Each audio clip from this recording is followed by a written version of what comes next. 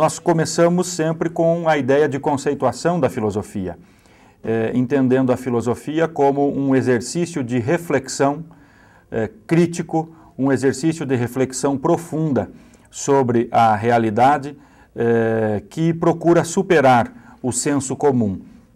A palavra filosofia é uma palavra que na sua origem significa amizade com a sabedoria, reúne dois termos gregos, philos, amigo, sofia, sabedoria, e que justamente busca caracterizar a atitude de quem, num processo de reflexão constante, busca o conhecimento, busca a sabedoria, sempre questionando. O que caracteriza a postura filosófica e a atitude filosófica é o questionamento radical, no sentido de buscar as raízes das coisas, de buscar o entendimento da essência das coisas, o porquê das coisas. A filosofia é, portanto, essencialmente exercício da crítica. O termo crítica comumente é entendido como falar mal das coisas, e não é este o sentido originário da palavra. O verbo que dá origem à palavra crítica é o verbo grego krinen, que significa, latinamente traduzindo, dar razão de, ou seja, estabelecer um sentido para as coisas. Criticar é estabelecer um sentido para as coisas, é ver aquilo que me foi ensinado, aquilo que eu aprendi, analisar profundamente, ou seja, criticar e ver se isso faz sentido. O exercício da crítica, portanto, muitas vezes pode resultar na postura elogiosa de uma determinada situação. Elogiar também é uma forma de criticar. Nós estamos comumente entendendo crítica somente como dizer que as coisas são ruins ou falar mal das coisas. Este é um sentido viciado do termo, né? Bom, esta filosofia que tem este sentido surgiu enquanto forma de pensamento na Grécia Antiga, no século VI a.C., e historicamente foi dividida pelos historiadores da filosofia em 4 grandes períodos: filosofia antiga, filosofia medieval, filosofia moderna e filosofia contemporânea. A filosofia antiga, que vai mais ou menos do século VI a.C.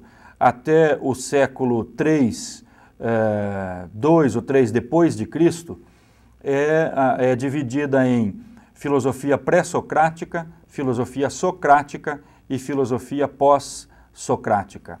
A filosofia pré-socrática tinha uma preocupação essencialmente cosmológica, ou seja, os filósofos estavam preocupados em encontrar o princípio ordenador do universo. Qual era o princípio que possibilitou a passagem do caos ao cosmos? Isso porque os gregos pensavam que as coisas sempre existiram. Para os gregos da Antiguidade Clássica, não houve criação, não houve origem, não houve início. As coisas sempre existiram, mas existiam de forma caótica. E algum princípio, alguma coisa é que possibilitou esta passagem da forma caótica para a forma ordenada do universo, ou seja, a passagem do caos ao cosmos. Era a busca por esta resposta que instigava os filósofos pré-socráticos. Os filósofos socráticos, essencialmente Sócrates, Platão e Aristóteles, tiveram uma discussão mais centrada em torno da questão do ser humano, do existir humano na polis, na cidade. E neste sentido se voltavam para as preocupações de como se processa o conhecimento, sobre a virtude, sobre a ética, a moral, enfim, a política.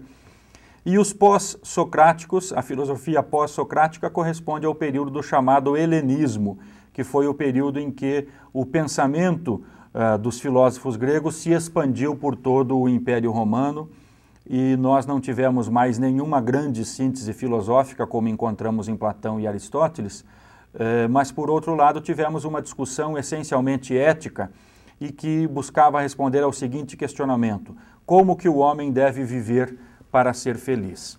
É na busca de resposta a este questionamento de como o homem deve viver para ser feliz que surgiram algumas teorias, dentre elas o cristianismo, com a resposta de que o homem deveria viver de forma tal que pudesse, ao final de sua vida na Terra, retornar para a sua origem.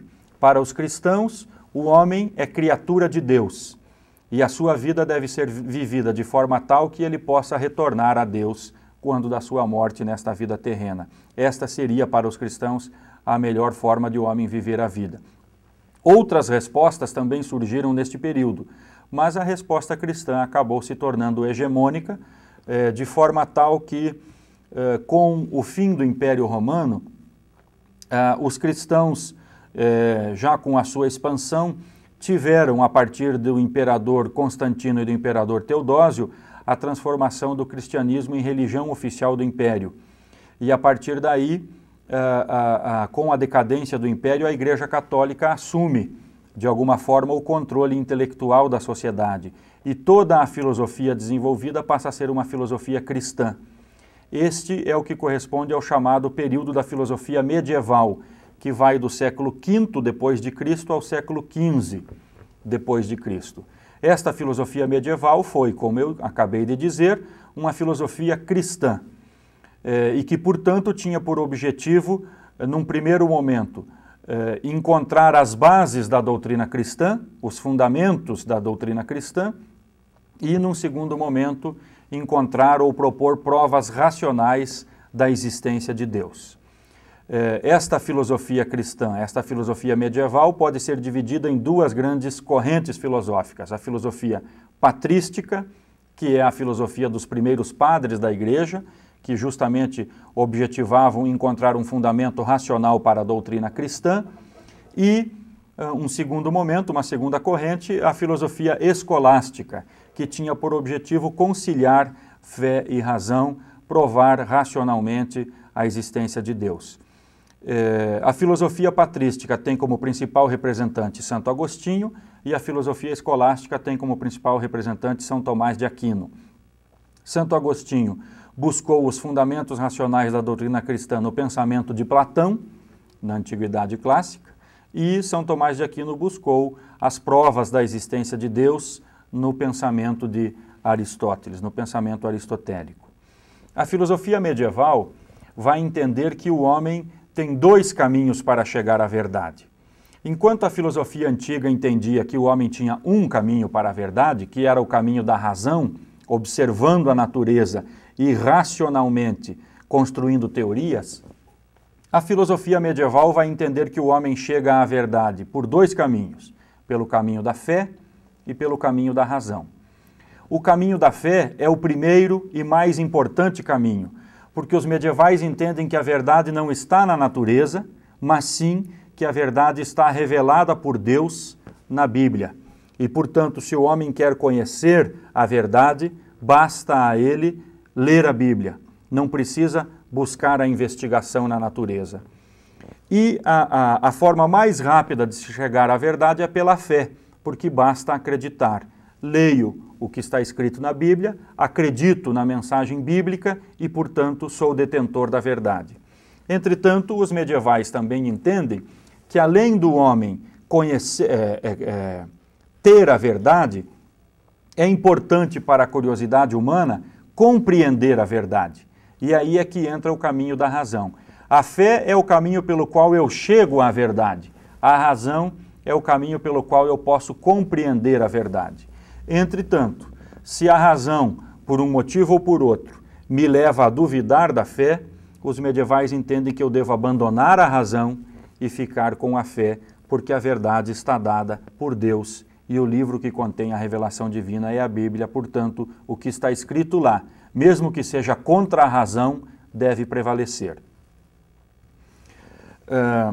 Depois de 10 séculos de filosofia medieval, a Europa passa a viver o período do chamado Renascimento, que é um período em que o esforço todo passa a ser no sentido de negar a filosofia medieval e de construir uma nova visão de mundo, um novo modelo de conhecimento. Neste sentido, o Renascimento é um período de grande crise, em que o filósofo, o cidadão, a pessoa comum, enfim, se recusava a ser medieval, mas não havia definido ainda um novo modo de ser. E como resposta aos questionamentos do período do Renascimento, da crise do Renascimento, é que surge o chamado pensamento moderno, que é o pensamento essencialmente científico, ou seja, a partir da filosofia se formam as bases para a construção de um novo modelo de conhecimento chamado ciência moderna, que é um modelo de conhecimento diferente da filosofia. Enquanto a filosofia se construía com a observação da natureza e com a racionalização daquilo que se observava, a ciência moderna é um conhecimento que vai se construir como experimentação e matematização da natureza. Ou seja, surge a ideia não somente de observar, mas de interferir na natureza para poder conhecê-la mais profundamente. E a ciência vai considerar como conhecimento verdadeiro somente aquilo que pode ser comprovado, somente aquilo que pode ser demonstrado pela experiência. Por isso que, a partir do surgimento da ciência moderna, o pensamento filosófico e as demais formas de conhecimento que não levam à prova da existência das coisas, à prova material da existência das coisas, passam a cair num certo descrédito. O que caracteriza essencialmente o pensamento moderno é a racionalidade científica que surge como uma resposta da crise do Renascimento. E a filosofia moderna vai, portanto, mais ou menos do século XVII até a segunda metade do século XIX, ou até o final praticamente do século XIX, quando nós consideramos já o surgimento da chamada filosofia contemporânea, que é um momento que tem uma característica toda especial, muito próximo da característica do chamado Renascimento. Podemos caracterizar a filosofia contemporânea também como um período de crise em que o homem está negando os valores modernos, mas ainda não tem construído novos valores e, portanto, não há uma definição muito clara do novo modo de ser. O que caracteriza essencialmente a filosofia contemporânea é a inexistência de um único fundamento para as coisas. A sensação de que existem diferentes e variadas possibilidades de ver o mundo, existem várias razões e não uma única razão. E, neste sentido, o homem perde um pouco os pontos de referência e este novo modelo, vamos dizer assim, cultural ainda está sendo construído pelos questionamentos da filosofia contemporânea. Como diz o filósofo italiano Gramsci, o que caracteriza a filosofia contemporânea é a sensação de que o velho morreu e o novo ainda não consegue nascer. Ou seja, é um momento de transição entre um modo de ser e um novo modo de ser. Feito esta contextualização muito rápida sobre algumas questões centrais da história da filosofia, nós passamos àquilo que é o segundo momento da nossa disciplina, que é a questão ética. A partir das informações dos conteúdos da história da filosofia, o que eu chamei no início de convite para pensar vem justamente no sentido de que nós possamos refletir um pouco sobre o momento que vivemos. Em que sentido que nós vemos um apelo muito grande para a ética na sociedade contemporânea. Antes, porém, de discutirmos isso, vamos discutir o sentido do conceito. O que é ética? Ética é um termo grego que vem da palavra grega ethos. Ethos significa morada, habitat. De alguma forma, este conceito quer significar que a ética, que trabalha com valores, com os valores da moral, e nós já explicaremos isso melhor, a ética é uma espécie de morada, no sentido de que o ser humano meio que habita nos valores que ele tem como guia para a sua vida. É neste sentido que a ética é também a morada de cada um.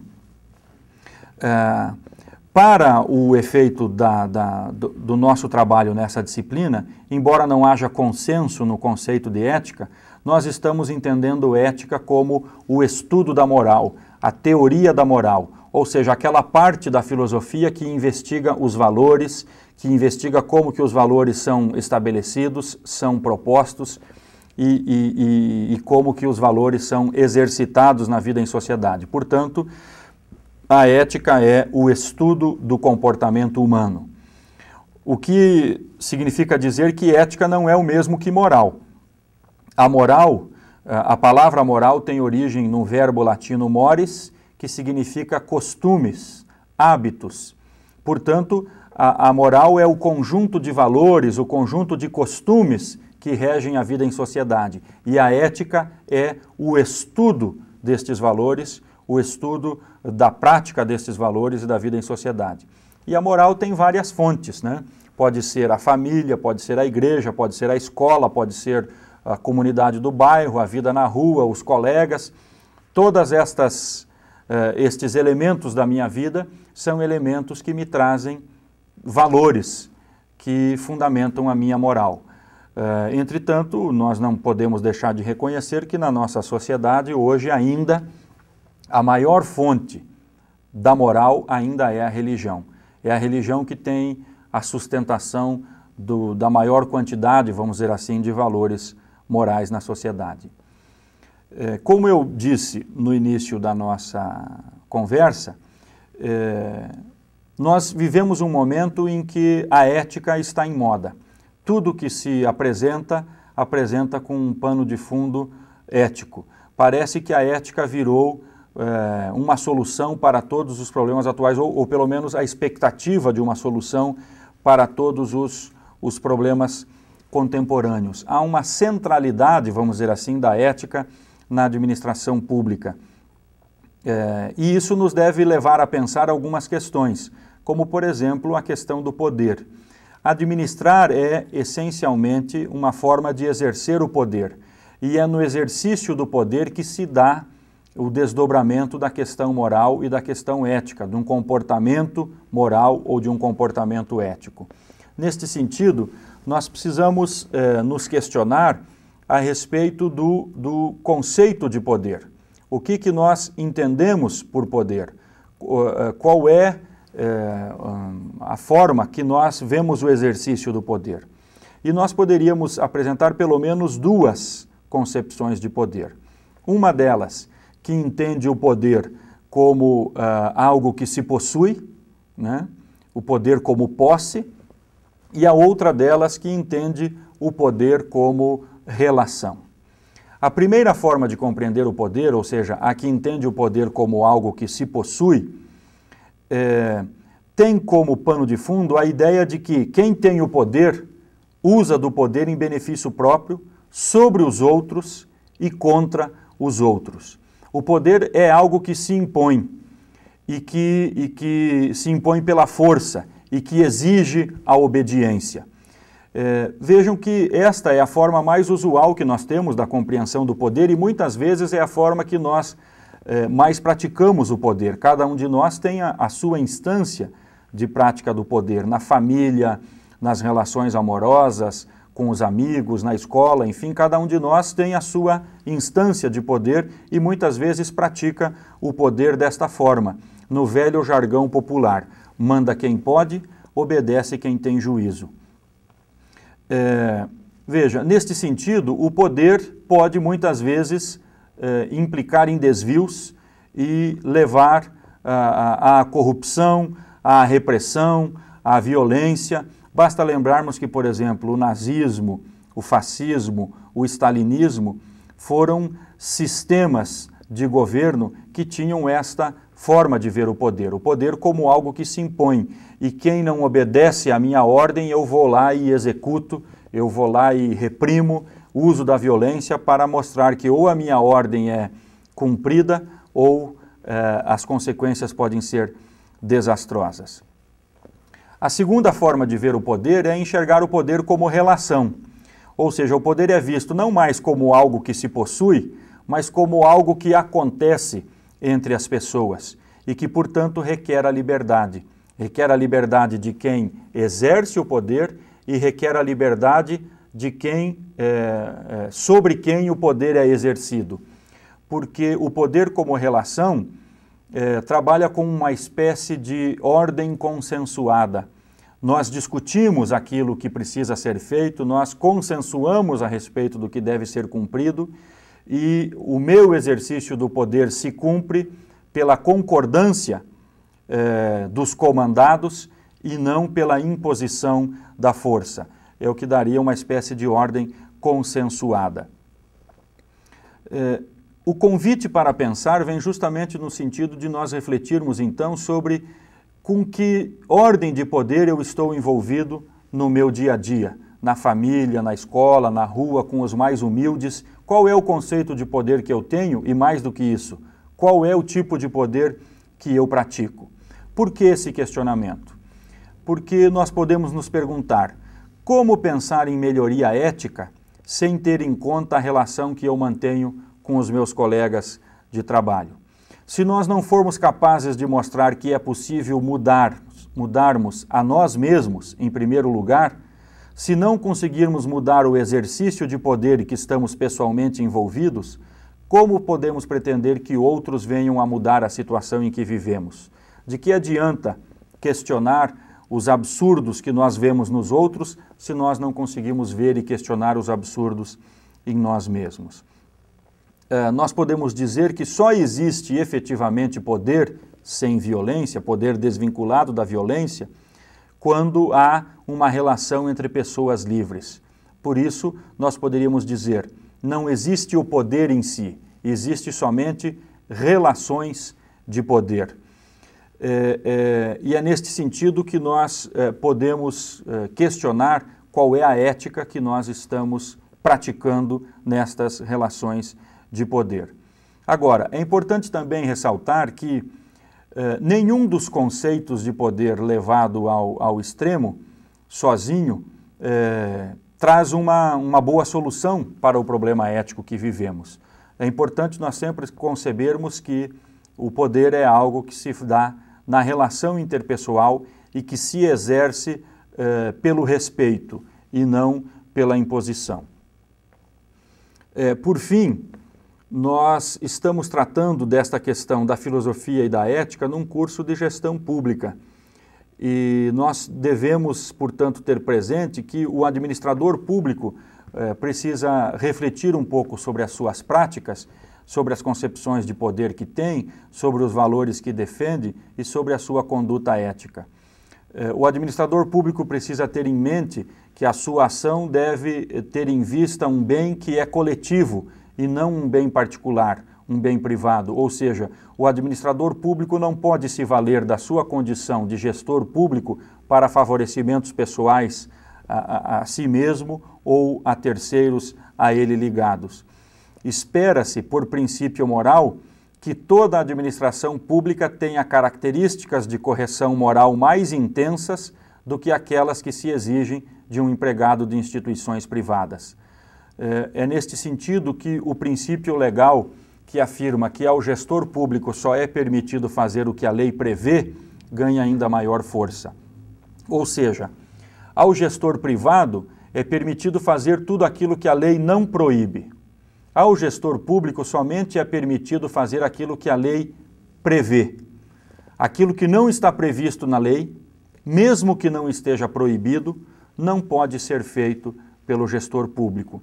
E é esta ética que deve gerir o comportamento de um gestor público.